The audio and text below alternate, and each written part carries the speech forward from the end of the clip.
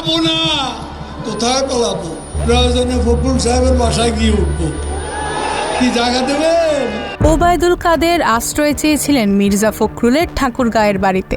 বলেছিলেন আওয়ামী লীগ পালায় না, দরকার হলে ফখরুল সাহেবের ঠাকুরগাঁয়ের বাড়িতে গিয়ে উঠব। এখন কি তাহলে সেখানেই আছেন কাদের?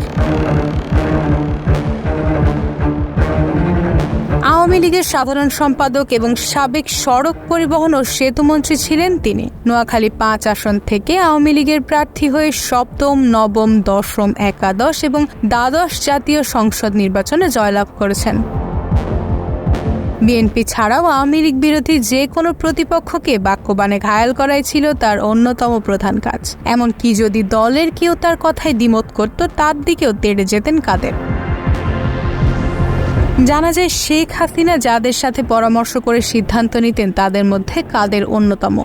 কয়েকজন রাজনীতিবিদ বলছেন শেখ হাসিনাকে ডোবানোর পেছনে সক্রিয় ভূমিকা ছিল কাদেরের। বিভিন্ন সময় এবং ঘটনাকে কেন্দ্র করে শেখ হাসিনাকে তোষামত করাই ছিল তার অন্যতম শখ। শেখ হাসিনার তার নিজের এবং দলের কোনো সমালোচনা কখনো সহ্য করতেন না তিনি। জানা যায় মন্ত্রিত্ব পাওয়ার পর তার সম্পদ ফুলে ফেঁপে কয়েক গুণ বৃদ্ধি পায়। তার আয়ের উৎস সংসদ সদস্য ও মন্ত্রী হিসেবে প্রাপ্ত সম্মানী, লেখালেখি, বাড়ি ভাড়া, ব্যাংক আমানত ও সঞ্চয়পত্রের সুদ। 15 বছরে তার অস্থাবর সম্পদ বেড়েছে 6 গুণেরও বেশি।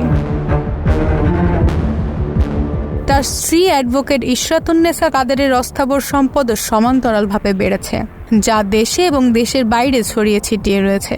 ওবায়দুল কাদেরের দেওয়া হলফনামা থেকে এসব তথ্য পাওয়া গিয়েছে। এছাড়াও বিভিন্ন সময় নারীদের সাথে তার সখ্যতার সামনে আসে। দেশের মিডিয়া ইন্ডাস্ট্রির অনেক অভিনেত্রীদের সাথে তার ছবি দেখা গিয়েছে।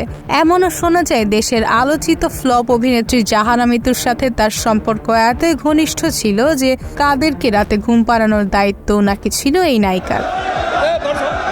সম্প্রতি কোটা বিষয়ক আন্দোলনকে কেন্দ্র করে ছাত্রলীগের প্রাক্তন কর্মীদের সাথে বৈঠকে বসলে সেখানে সাবেক ছাত্রনেতারা তাকে ভুয়া ধ্বনিতে বর্জন করে।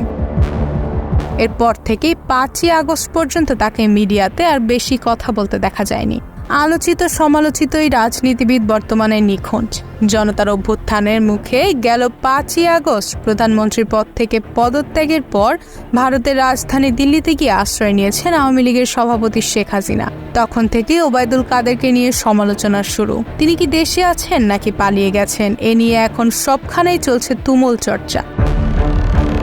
অনেকে বলছেন তিনি দেশের মধ্যেই ঘাপটি মেরে আছেন, আবার অনেকের মতে শেখ হাসিনার আগেই অর্থাৎ 4ই আগস্ট পরিবার সহ দেশ ছেড়ে পালিয়েছেন আওয়ামী লীগের এই দ্বিতীয় সর্বোচ্চ নেতা।